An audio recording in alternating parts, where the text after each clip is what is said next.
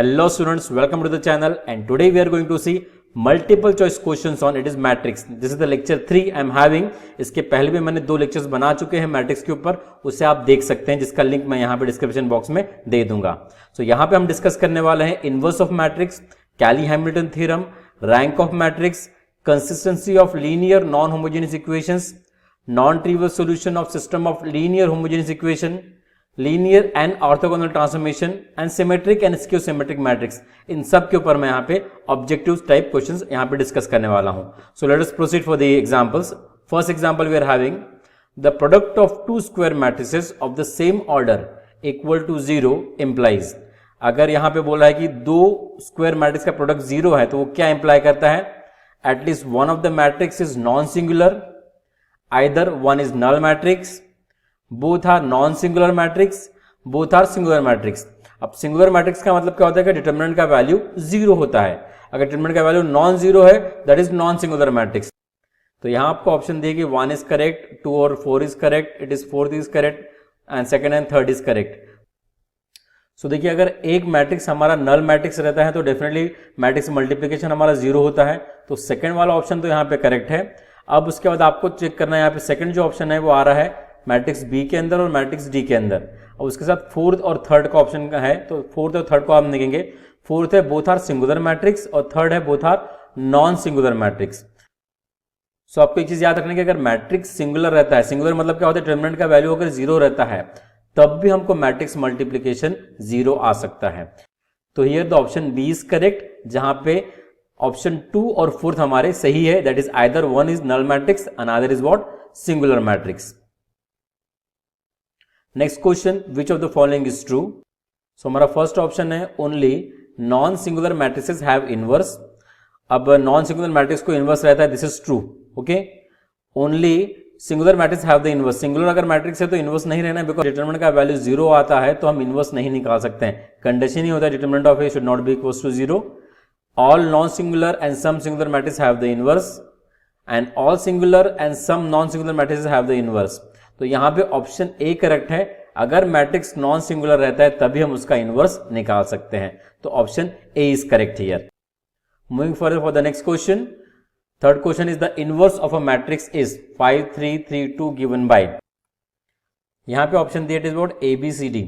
तो यहां से एक ऑप्शन हमारा करेक्ट है. तो आप इसको 2 तरीके से कर सकते हैं, आपको जो ठीक लगे आप वैसे कर सकते हैं. एक तो आप क्या कीजिए, ये जो गिवन मैट्रिक्स है समझो ए हो गया, ओके, और यहां पे फिर हम कोई भी मैट्रिक्स ले सकते हैं दूसरा वाला, उसको मल्टीप्लाई करेंगे तो दोनों का मल्टीप्लिकेशन एक तो आना चाहिए, तब हम उसको कहेंगे it is what, we are having a inverse. या अदरवाइज आप क्या कीजिए, अगर 2/2 मैट्रिक्स है तो इसका हम बहुत ही इजीली इनवर्स निकाल सकते हैं. कैसे निकालते हैं देखो, आपको जो डायगोनल एलिमेंट है इन दोनों को इंटरचेंज करना पड़ेगा. सो 2 यहां जाएगा, 5 यहां जाएगा, और जो नॉन डायगोनल एलिमेंट है, ठीक है, दैट इज 3 3, इसके आप साइन चेंज कर देंगे. मतलब 3 3 तो हो जाएगा व्हाट, -3 एंड -3. ओके, तो ऐसा ऑप्शन कौन सा यहाँ पे देखिए, आपको देखो 2 और 5 यहाँ पे इंटरचेंज हो गए और ये -3. और साथ ही साथ आपको क्या करना पड़ता है, डिटरमिनेंट से इसको डिवाइड कर देना पड़ता है. तो इसका डिटरमिनेंट कितना आएगा, 10 - 9. तो 10 - 9 इट इज व्हाट, 1. सो यहाँ पे अगर डिटरमिनेंट से आपने डिवाइड कर दिया, बिकॉज हम इसको एडजॉइंट मेथड से निकाल रहे हैं, और एडजॉइंट मेथड से फॉर्मूला क्या होता है इनवर्स निकालने का, A inverse equal to 1 upon determinant of A and it is what, adjoint of A. तो एडजॉइंट हम कैसे निकालते हैं, डायगोनल को इंटरचेंज करते हैं और नॉन डायगोनल के साइन चेंज करते हैं, तो आपको एडजॉइंट मिल जाता है, और उसको आप डिवाइड कर देंगे डिटरमिनेंट वैल्यू से, तो आपको इनवर्स का आंसर आ जाएगा 2/2 का डायरेक्टली. या आप इस तरीके से भी कर सकते हैं, that is A into A inverse equals to I. तो इसके लिए आपको चारों मैट्रिक्स का इसको मल्टीप्लाई करके देखना पड़ेगा, और जहां पे I आएगा वहां पे आप स्टॉप कर देंगे और बोलेंगे this is the inverse. Question number 4th is rank of any 3x3 diagonal matrix is.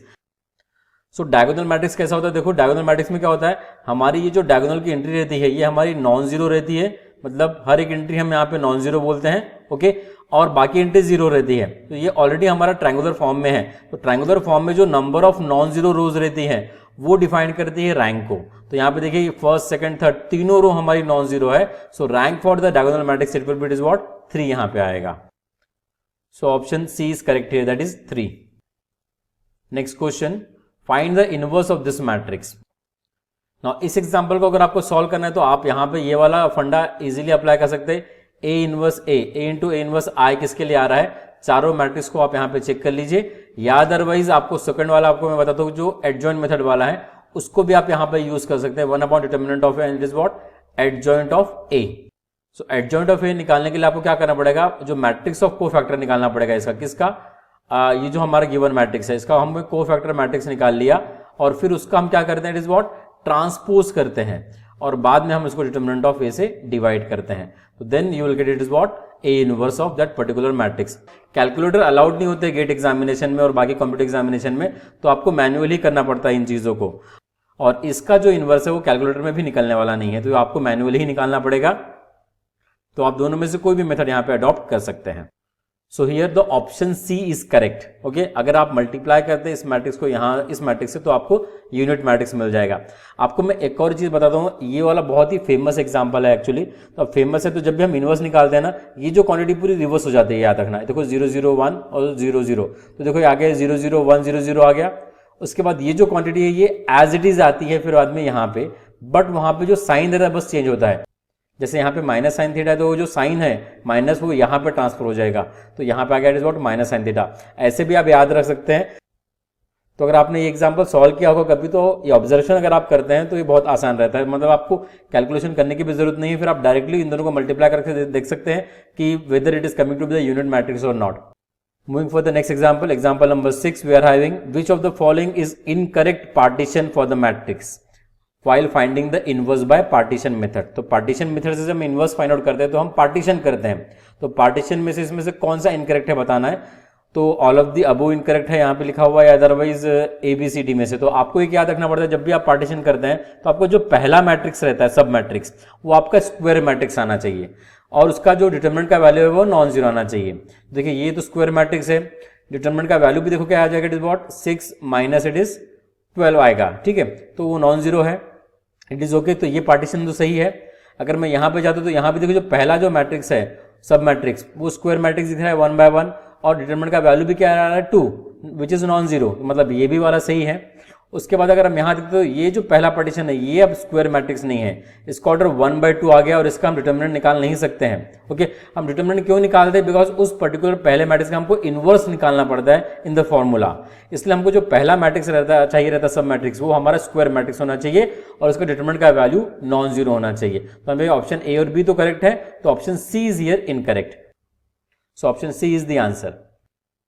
Question number 7, which of the following is false. तो यहां पे देखिए द फर्स्ट है हमारा option, the rank of transpose of a matrix is different than the original matrix. मतलब अगर हम transpose लेते हैं तो उसका रैंक और ओरिजिनल मैट्रिक्स का रैंक डिफरेंट रहेगा, ये बोल रहा है, बट दिस इज रॉन्ग। क्यों? बिकॉज रो ट्रांसफॉर्मेशन अगर हम करते हैं, ट्रांसपोज का मतलब क्या होता है कि हम कॉलम को रो में चेंज करेंगे या फिर रो को कॉलम में। तो अगर हम रो ट्रांसफॉर्मेशन या कॉलम ट्रांसफॉर्मेशन करते हैं तो उस समय रैंक चेंज नहीं होता है। तो यहां पे ये ऑप्शन ही गलत है हमारा पहला। बाकी ऑप्शन आप देख सकते हैं, देखिए all equivalent matrix have the same rank, this is true. अगर मैट्रिक्स इक्विवेलेंट है, इक्विवेलेंट मैट्रिक्स कब मिलते हैं, जब हम रो ट्रांसफॉर्मेशन या फिर कॉलम ट्रांसफॉर्मेशन लगाते हैं, तो सभी इक्विवेलेंट मैट्रिक्स के रैंक सेम होते हैं, it is true. The rank of given matrix remains unchanged by the operations of elementary row and column transformation। ये अभी मैंने आपको बताया, ये भी सही है, और यहाँ पे none of this दिया हुआ है, तो ऑप्शन ए हमारा यहाँ पे false है, तो option A is correct answer. Moving for the next example, for what value of k will the matrix A, it is having the order 3 by 4, have the rank 2। तो इस मैट्रिक्स का rank 2 कौन से k के values के लिए रहेगा। जब भी आपको रैंक निकालना है तब मैं एक सिंपल चीज बताता हूं, तो आप हमेशा मैट्रिक्स को अपर ट्रायंगुलर फॉर्म में कन्वर्ट करो। अब जैसे ये 3 by 4 मैट्रिक्स मेरे पास है, तो मैं ये लास्ट वाला जो कॉलम इसको छोड़ दूंगा और ये 3 by 3 मैट्रिक्स का अपर ट्रायंगुलर निकालूंगा, तो ये हो गया मेरा डायगोनल। इसके नीचे के एलिमेंट मैं यहाँ पे 0 करूंगा, ओके, और ये पाइवोटल एलिमेंट का मैं यूज करूंगा इसको, और इसका यूज करके इन दोनों को 0 करूंगा, और यहाँ पे जो एलिमेंट आएगा उसका यूज करके मैं ये क्वांटिटी को 0 करूंगा। तो यहाँ पे अगर हम रो ऑपरेशन अप्लाई करते हैं तो वो कैसा रहेगा, देखो अगर मुझे ये 3 को 0 करना है तो I apply it is what, R2 minus 3 times of R1, इसमें ये R2 हो जाएगा 0, और उसके बाद अप्लाई करेंगे it is R3 minus 4 times of R1, ये अप्लाई करेंगे तो ये दोनों क्वांटिटी हमारे यहाँ पे 0 आ जाएगी, ओके, और आपको इजीली मैट्रिक्स मिल जाएगा, it is what 1 2 3 2, this is what we are having 0। इसको आप -3 से मल्टीप्लाई कर रहे हैं, ऐड कर रहे हैं, -3 से मल्टीप्लाई कर रहे हैं, ऐड कर रहे हैं, तो ये 0 आ जा रहा है। जब भी आप सब्ट्रैक्शन ले रहे हैं तो क्या करो, इसको -3 से मल्टीप्लाई कर दो, बाद में उसको R2 में ऐड करो, तो कैलकुलेशन बहुत सिंपल होते हैं। सो -3 से मल्टीप्लाई किया, ऐड किया, तो ये भी 0 आ गया। तो वैसे ये भी क्वांटिटी हमारी 0 आ जाती है जब आप कैलकुलेशंस करोगे। तो देखो -4 से मल्टीप्लाई करके ऐड कर दो, यहाँ पे आएगा k -8। सो हमारे पास देखिए अपर ट्रायंगुलर मैट्रिक्स आ गया है, इसे हम इक्लोन फॉर्म भी कहते हैं। अब देखिए आपको बताना है कि for what value of k this matrix will have rank 2। अब हमको अपर ट्रायंगुलर निकलने के बाद क्या काउंट करना पड़ता है, नंबर ऑफ नॉन जीरो रोज। जैसे अब ये नंबर ऑफ नॉन जीरो रो में ये 1 है, ये तो पूरी जीरो रो होगी, इसको हम काउंट नहीं करेंगे। ये नंबर ऑफ नॉन जीरो रो आ सकती है, जैसे अगर मैंने मानो k = 8 लिया तो ये जीरो रो हो जाएगी, बट मुझे रैंक 2 चाहिए, तो रैंक 2 के लिए मुझे 2 नंबर ऑफ नॉन जीरो रो लगेगी, मतलब k ≠ 8। सो अगर जब k 8 नहीं रहेगा तब ये क्वांटिटी नॉन जीरो हो जाएगी और मुझे फिर 2 नंबर ऑफ नॉन जीरो रो मिलेगी and that will have the rank 2। सो मतलब यहाँ पे हमारा ऑप्शन आएगा फॉर k ≠ 8, हमारा रैंक क्या रहेगा 2 इस गिवन मैट्रिक्स का। सो हम ऑप्शन देखते हैं यहाँ पे, चलिए options are k = 8, k ≠ 8 for all value of k other than 8। तो देखिए k ≠ 8 भी हम कर सकते हैं, या otherwise for all value of k other than 8, this is the more correct option. वैसे देखा जाए तो B और D दोनों करेक्ट है, but for all value of k other than 8 this is the more correct answer. जो more correct answer होता है उसे हमको यहाँ पे टिक करना पड़ता है, तो here answer D is correct here. Now the 9th one, the rank of the matrix 1 2 3 2 4 7 and 3 6 10 is. तो रैंक आपको बताना है कि 0 1 2 3, इसमें से क्या रहेगा। अब ये मैट्रिक्स 3/3 है तो इसका रैंक 3 से तो एक्सीड नहीं होगा, एक तो 3 रहेगा, 2 रहेगा, 1 रहेगा, 0 तो नहीं रह सकता है बिकॉज ये नल मैट्रिक्स नहीं है। तो 1 2 3 में से ये आंसर है हमारे पास। तो यहाँ भी आप अपर ट्रायंगुलर मैट्रिक्स निकालिए और कैलकुलेशंस करने के बाद फिर आपको चेक करना है कि नंबर ऑफ नॉन जीरो रोज कितनी है। सो इसका रैंक निकालने के लिए हम क्या करेंगे, ये जो अपर ट्रायंगुलर है इसके नीचे के एलिमेंट हम 0 करेंगे, तो उसके लिए आप रो ऑपरेशन लगाएंगे। तो रो ऑपरेशन में क्या कीजिए, आप -2 से इसको मल्टीप्लाई कर दीजिए, इसको ऐड कर दीजिए, तो ये 0 आ जाता है। तो इसको आप डायरेक्टली लिख सकते हैं ऐसा, देखिए 1 2 3, -2 से मल्टीप्लाई किया, ऐड किया 0, -2 से मल्टीप्लाई किया, ऐड किया, दिस इज 0, -2 से मल्टीप्लाई किया तो -6, ऐड किया 7 में तो आ जाएगा 1। तो वैसे फिर ये 3 यहाँ पे, तो 3 को 0 करना है तो इसको -3 से मल्टीप्लाई कर दो पूरा, -3 से मल्टीप्लाई किया, ऐड किया, क्या आ जाएगा, इट इज 0, -3 से मल्टीप्लाई किया तो इट इज -6 + 6, ये 0, ये -3 से मल्टीप्लाई किया, it is what -9, 10 - 9 is what, it is 1। अब देखिए आपको अपर ट्रायंगुलर मैट्रिक्स तो मिल गया है, बट एक चीज आप यहाँ पे ऑब्जर्व करें कि यहाँ पे ये रो भी हम फिर से 0 कर सकते हैं रो ऑपरेशन लगा के। अगर मैंने इन दोनों का सब्ट्रैक्शन लिया तो ये 0 रो बनती है, ठीक है। तो हमको करना है अपर ट्रायंगुलर मिलने के बाद भी आपको देखना अगर कोई रो 0 बनती है तो पहले उसको 0 करना है, उसके बाद नंबर ऑफ नॉन जीरो रो हम यहाँ पे काउंट करेंगे। तो अगर मैंने सब्ट्रैक्शन लिया तो आपको ये इक्विवेलेंट मैट्रिक्स मिल जाएगा। तो नंबर ऑफ नॉन जीरो रोज कितने हो गए यहाँ पे, it is 2। So therefore rank of matrix is what, it is 2 here. तो ऑप्शन सी यहाँ पे करेक्ट है। So now moving for the next example, example number 10, the rank of this matrix A. अब देखिए यहाँ पे इंटरेस्ट 10 है, यहाँ पे 11 है, 12 है, 13 है। अब this is very simple actually, अगर ऑब्जर्व ही आपको करेंगे तो आपको रैंक तुरंत मिल जाएगा। अब देखिए अगर मैंने यहाँ पे ऑपरेशन लगाया तो ये कंप्लीट रो 0 हो जाएगी, ये भी कंप्लीट रो 0 हो जाएगी, ये भी कंप्लीट रो 0 हो जाएगी। अगर मैंने R1 का यूज किया तो मतलब ये 3 रो इजीली 0 हो रही है, बस एक ही नॉन जीरो रोज मिलेगी, तो रैंक कितना हो जाएगा, इट इज व्हाट 1। के बाद सो ये तो question number 11 is characteristic equation for the matrix A which is a 3/3 matrix is given bye.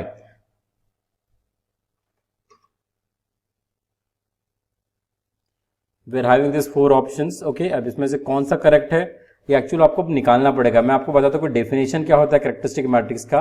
एक तो आप डेफिनेशन से निकाल सकते हैं, या अदरवाइज एक और मैं आपको सिंपल तरीका बताऊंगा, डिटर्मिनेंट ऑफ A - लैम्बडा = 0। इससे अगर हम कैलकुलेट करते हैं तो यहाँ से आपको कैरेक्टरिस्टिक इक्वेशन आता है। अब जैसे अगर डिटर्मिनेंट ऑफ A - लैम्बडा कैसे निकालना है, जो भी डायगोनल है उसको लैम्बडा से सब्ट्रैक्ट कर दो, तो आपको मिल जाएगा it is what 1 - lambda, this is 3 0, this is 2 2 - lambda, this is 0, this is 0 0 -1 - lambda equated to it is what 0। इसको अगर आप सॉल्व करेंगे तो आपको क्यूबिक इक्वेशन मिल जाएगा जो इसमें से रहेगा।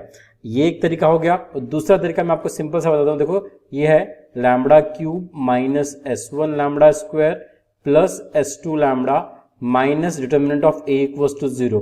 तुरंत आप यहां से निकाल सकते हैं कैरेक्टरिस्टिक इक्वेशन। अब S1 क्या होता है, डायगोनल का सम, तो डायगोनल का सम मतलब 1 + 2 + -1, -1 और 1 कैंसिल हो जाएंगे तो हमें मिलेगा it is what just 2। So 2 lambda square आ गया यहाँ पे। तो उसके बाद देन S2 निकालना है आपको। S2 मतलब इट इज व्हाट डायगोनल के S2 मतलब क्या, डायगोनल जो है उसके माइनर, S2 मतलब क्या, जो डायगोनल है उनके माइनर्स का सम। तो हम हर एक एलिमेंट का यहाँ पे तो हम हर एक डायगोनल का यहाँ पे माइनर निकालेंगे और ऐड करेंगे फिर। तो अगर मुझे 1 का अगर मुझे माइनर निकालना है तो ये कॉलम और ये रो छोड़ दूंगा मैं, बाकी यहाँ पे क्रॉस मल्टीप्लिकेशन कर दूंगा तो हो जाएगा -2 आ जाएगा। तो आपका जो S2 का पहला वैल्यू दैट इज -2, ये आप एडिशन करेंगे। ये 2 का निकालना है तो ये आप कॉलम और रो छोड़ दीजिए, बचे हुए एलिमेंट का क्रॉस मल्टीप्लिकेशन कर देते हैं तो हो जाएगा -1 यहाँ पे, it is -1, then addition with the next minor, यहाँ पे -1 है, ये कॉलम और ये रो छोड़ दिया हमने, इसको क्रॉस मल्टीप्लिकेशन कर दो अभी, this is 1 × 2, 2 minus it is 6, तो 2 - 6 कितना होता है, इट इज -4। तो ये हो गया हमारा, it is what, S2। Determinant of A आप इजीली निकाल सकते हैं, डिटर्मिनेंट ऑफ ए आप कैसे भी कैलकुलेट कर सकते हैं, आपको जैसा चाहिए।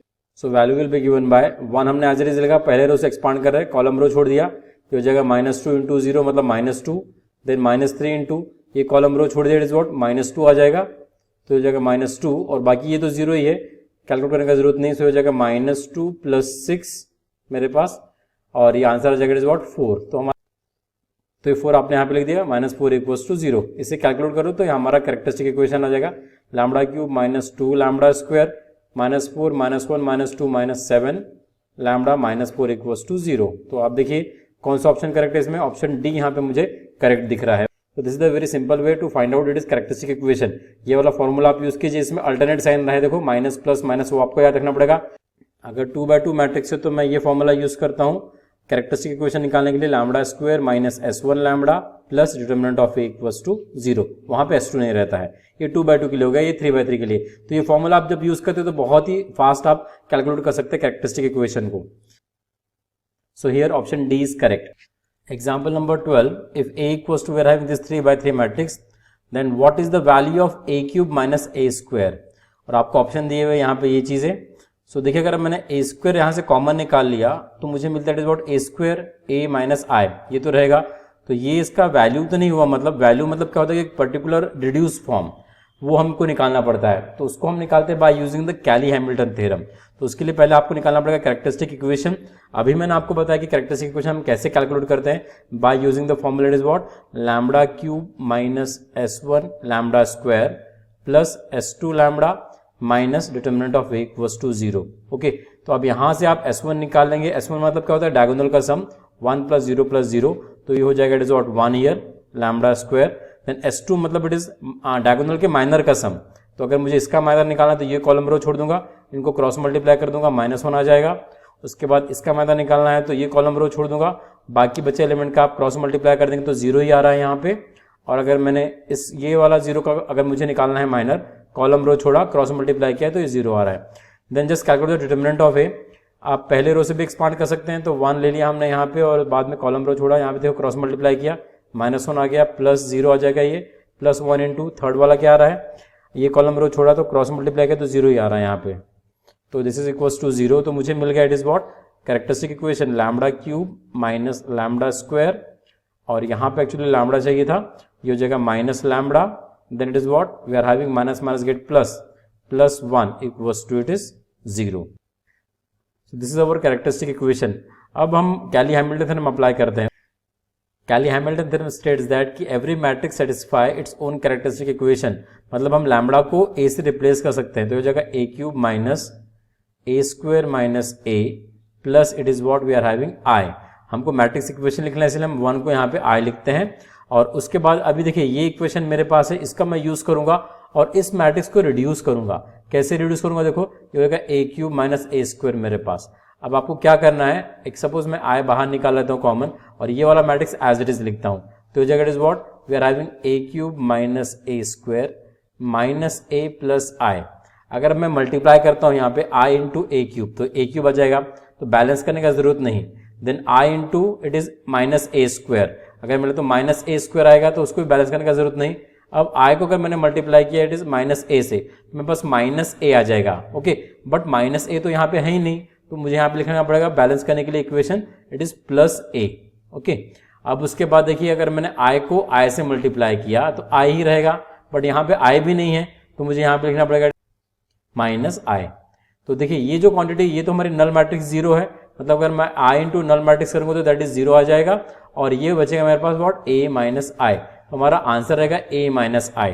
तो A - I देखिए कौन सा ऑप्शन है हमारे, दैट इज ऑप्शन बी हमारा यहाँ पे करेक्ट है, दैट इज A - I। अगर आप देखें तो ये भी हमारे पास सही ऑप्शन था, बट हमको वैल्यू पूछा हुआ इस क्वांटिटी का, मतलब आपको रिड्यूस करके ही आपको वैल्यू निकालनी पड़ती है, और उसके लिए हमने यूज करते हैं Cayley Hamilton theorem. So option B is correct here, that is a minus I.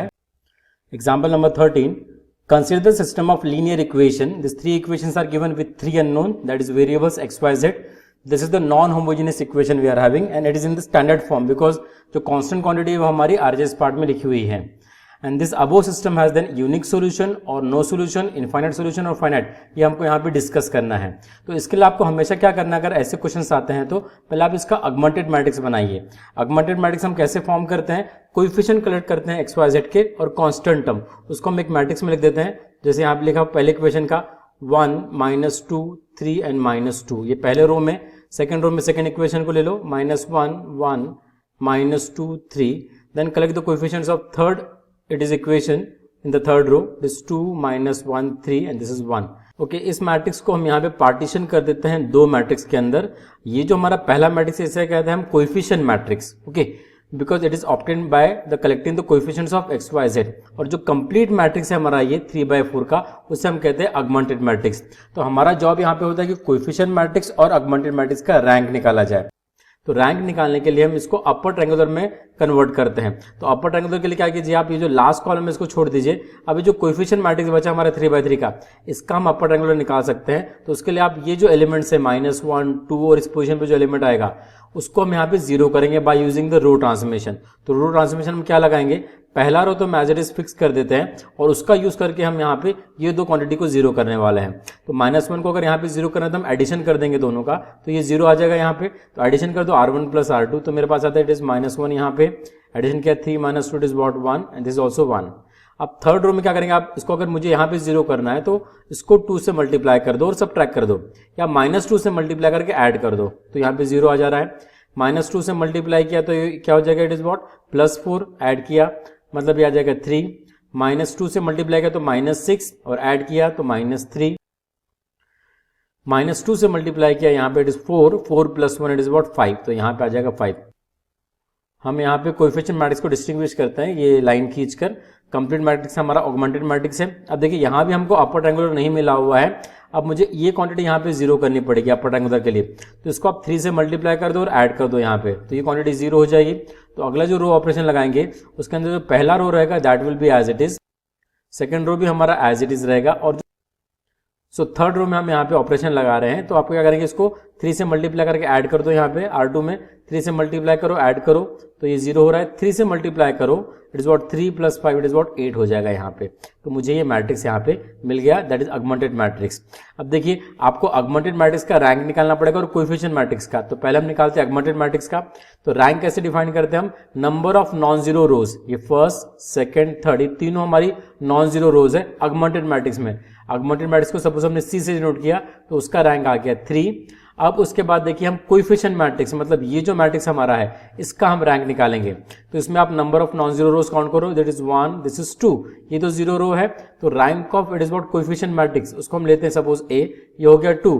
तो rank of coefficient matrix and rank of augmented matrix they are not equal here. इसका मतलब क्या होता है कि सिस्टम इनकंसिस्टेंट है. सिस्टम इनकंसिस्टेंट है मतलब हमको क्या रहेगा, there will be the no solution. तो यहाँ पे बी ऑप्शन हमारा यहाँ पे करेक्ट रहेगा. अगर मानो यहाँ पे रैंक इक्वल रहते, सपोज इट इज 3 रहते, okay, and that is same as the number of it is what unknown, तो तब हमको मिलता था it is what unique solution. और हमको इनफाइनाइट सॉल्यूशन कब मिलता है, जब हमारा रैंक जो रहता है नंबर ऑफ अननोन से कम रहता है, तब मुझे इनफाइनाइट सॉल्यूशन मिलता है. और यहाँ पे रैंक ऑफ ए और रैंक ऑफ सी इक्वल होना चाहिए, दैट इज द कंडीशन. वैसे एग्जाम्पल हमने और लिए हैं सामने में, वैसे एक्सप्लेन करवाता हूं मैं आपको. So here the option B is correct, that is no solution. Now question number 14, consider the linear system. We are having this 3 equation again with 3 unknown. Which of the following values of ABC make the system consistent? आपको ABC की values बताना है किसके लिए system consistent रहेगा. पहले हम इसका अगमेंटेड मैट्रिक्स निकाल लेते हैं. कैसे लिखेंगे देखो कि ये हमारा हो गया augmented matrix by collecting the coefficients of X Y Z constant term. इसको आपने सेपरेट कर दिया यहाँ से. इसको हम रो ट्रांसफॉर्मेशन लगाएंगे और अपर ट्रायंगुलर निकाल लेंगे. सो रो ट्रांसफॉर्मेशन आप कैसे लगाएंगे, 1 3 -1 एज इट इज रखिए. अब इसको बस जीरो करना है तो सब्ट्रैक्शन ले लो आप. 1 - 1 0, 2 - 3 इज -1, 0 - 1 दैट इज +1 हो जाएगा यहाँ पे. This what B - A. हम सब्ट्रैक्शन ले रहे हैं सिर्फ. अब उसके बाद फिर बाद में -3 से मल्टीप्लाई करके इसको ऐड कर दो तो यहाँ पे 0 आ जाता है। -3 से मल्टीप्लाई किया मतलब -9 ऐड किया तो -2, -3 से मल्टीप्लाई किया तो +3 ऐड किया तो it is what 2 we are having, -3 से मल्टीप्लाई किया और इसमें ऐड किया तो जगह इट इज वॉट C-3a। तो ये मुझे मिल गया यहाँ पे। अब उसका देखिए ये अपर ट्रायंगल अभी भी नहीं है, मुझे ये क्वांटिटी यहाँ पे 0 करनी पड़ेगी। तो फिर से मैं यहाँ पे रो ऑपरेशन लगाऊंगा जिसके अंदर पहला वाला रो और second row as it is रहेगा। ओके, थर्ड रो में चेंज कर रहे हैं यहाँ पे। अब मुझे यहाँ पे 0 करना है तो क्या कर दो, इसको -2 से मल्टीप्लाई कर दो, ऐड कर दो, 0 आ जाएगा। -2 से मल्टीप्लाई करो, ऐड करो, 0 आ जा रहा है। -2 से मल्टीप्लाई करो इसको तो हो जाएगा -2b and this is +2a और ऐड कर दो इसको +C-3a। तो मेरा ये कैलकुलेशन क्या आएगा, -3a + 2a is what -a और ये हो जाएगा -2b + c। पहले तो कोएफिशिएंट मैट्रिक्स का रैंक निकालिए, कितना आ रहा है, इट इज वॉट 2। सिस्टम को कंसिस्टेंट करने के लिए हमारा ऑगमेंटेड मैट्रिक्स का भी रैंक 2 आना चाहिए। तो 2 आने के लिए देखिए नंबर ऑफ नॉन जीरो रोज हम काउंट करते हैं तो ये 1 2 तो हो गई, इसको आपको 0 रो करनी पड़ेगी तभी ऑगमेंटेड मैट्रिक्स का रैंक 2 आएगा। ठीक है, तो ये जो क्वांटिटी है मैं यहाँ पे 0 आना चाहिए, -a -2b + c। अगर ये 0 आती है तो तब सिस्टम हमारा कंसिस्टेंट रहेगा। तो ये कौन से वैल्यूज के लिए आ रही है आप देखिए, जैसे अगर मैंने यहाँ पे ये वैल्यूज डाल के देखा तो मैं C वाला ऑप्शन देखो और मैंने यहाँ पे पुटअप किया तो ये -1 -2 + 3 तो ये 0 आ रहा है, मतलब ये ऑप्शन C यहाँ पे करेक्ट है। अगर 1 1 3 मैं ABC की वैल्यू लेता हूं तो ये क्वांटिटी 0 हो जाती है। मुझे रैंक ऑफ कोएफिशिएंट मैट्रिक्स और रैंक ऑफ ऑगमेंटेड मैट्रिक्स उसके लिए मेरे पास 2 आ जाता है और हमारा सिस्टम कंसिस्टेंट हो जाता है।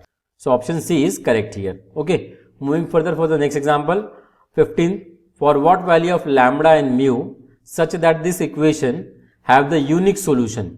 अब आपको लैम्बडा और म्यू का वैल्यू निकालना है कि जिसके लिए हमको यूनिक सॉल्यूशन रहेगा। यूनिक सॉल्यूशन मतलब रैंक और नंबर ऑफ अननोन सेम होने चाहिए। नंबर ऑफ अननोन कितने, 3, तो रैंक भी हमारा 3 आना चाहिए। तो कौन से लैम्बडा और म्यू के वैल्यू के लिए हमारा जो रैंक है वो 3 आएगा, उसको हमको चेक करना पड़ेगा। पहले आप इसका ऑगमेंटेड मैट्रिक्स लिख लो, this is our augmented matrix. अब यहाँ पे आप रो ऑपरेशन अप्लाई कर दीजिए, अपर ट्रायंगुलर निकालिए। ये जो कोएफिशिएंट मैट्रिक्स है इसका, तो ये दो क्वांटिटी को 0 करना है। It is very simple task. यहाँ पे अगर आप डायरेक्ट सब्ट्रैक्शन करते हैं 1 - 1 0 आ जाएगा, 2 - 1 इज 1, 3 - 1 इज 2, 10 - 6 कितना आ जाएगा 4। यहाँ पे फिर 1 - 1 0, 2 - 1 1, इट इज लैम्बडा -1 म्यू -6। ये क्वांटिटी आ गई। अब इसके बाद आपको यहाँ पे फिर से फर्दर ऑपरेशन करने पड़ेंगे बिकॉज हमें अपर ट्रायंगुलर नहीं मिला हुआ है। पहला वाला रो तो एज इट इज रहेगा, दूसरा रो 0 1 2 4, तीसरा रो आपको सब्ट्रैक्शन करना पड़ेगा। इट इज 0 - 0, 1 - 1 यहाँ पे 0 आ जाएगा, लैम्बडा -1 इट इज वॉट -3 आ जाएगा यहाँ पे अगर आपने सब्ट्रैक्शन किया तो, और आ जाएगा म्यू -10। अब आपको बताना है यहाँ पे कि for what value of lambda and mu we will have it is what unique solution.